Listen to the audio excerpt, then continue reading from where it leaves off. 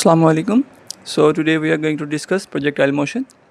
So heading toward the statement, projectile motion is a two-dimensional motion in which projectile is projected at some angle theta.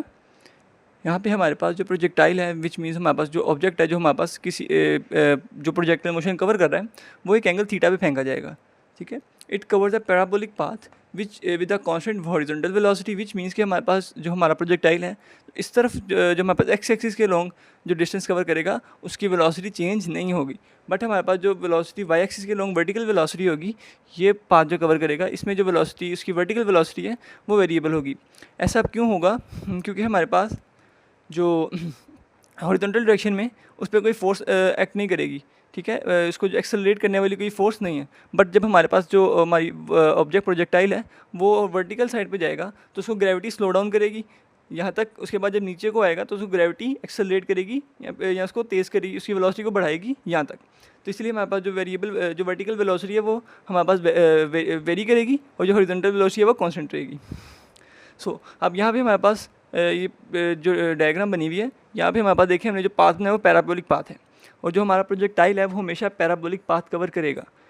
ना तो projectile motion होगा भी तब भी जब हमारे पास जो एंगल है वो 90 से कम और 0 से ज़्यादा होगा, विच मीन्स कि अगर मैं एक्स एक्सिस के लॉन्ग ऑब्जेक्ट को फेंकता हूँ तो वो हमारे पास वन डायमेंशनल मोशन है. तो हमने भी क्या पढ़ा, projectile motion two dimensional motion है. बट अगर मैं वाई एक्सिस के लॉन्ग भी फेंकता हूँ तब भी वो वन डायमेंशनल मोशन है. हमने क्या पढ़ा, जो प्रोजेक्टाइल मोशन है वो टू डायमेंशनल मोशन है. सो अब जो हमारे पास जो इनिशियल वेलोसिटी उसकी वी नॉट है जो क्या करेगी खुद को दो कंपोनेंट्स में डिवाइड कर लेगी. वी एक्स जो हमारे पास होगा, जो एक्स एक्सिस के लॉन्ग हमारे पास मोशन होगा वो हमारे पास होगा वी नॉट कॉस थीटा, और जो हमारे पास वी वाई है जो वाई एक्सिस के लॉन्ग उसका मोशन है वो होगा वी नॉट साइन थीटा. सो अब हमारे पास इक्वेशन ऑफ ट्रेजेक्टरी जो प्रूव करेगी कि ये हमेशा पैराबोलिक पाथ बनाएगा. सो हमने यहाँ पे second equation of motion under gravity इस्तेमाल की है जहाँ पे v y minus y initial is equal to v y t plus minus 1/2 g t square. अब यहाँ पे जो हमारे पास जी है इसलिए नेगेटिव जी है क्योंकि हमारे पास जो ऑब्जेक्ट है वो नीचे की तरफ एक्सेलरेट हो रहा है, मतलब कि वो स्लो डाउन हो रहा है. सो हमने यहाँ पे ए की जगह नेगेटिव जी पुट किया तो हमारे पास यहाँ पे भी नेगेटिव साइन आ जाएगा. सो अब हमारे पास पहले जो ऑब्जेक्ट था ओरिजिन पे था तो मतलब वाई इनिशियल हमारी 0 है. अगर ऑब्जेक्ट रीजन पे नहीं होगा तो वाई इनिशियल की वैल्यू यहाँ पे रखी जाएगी. सो अब हमारे पास ये इक्वेशन बन गई.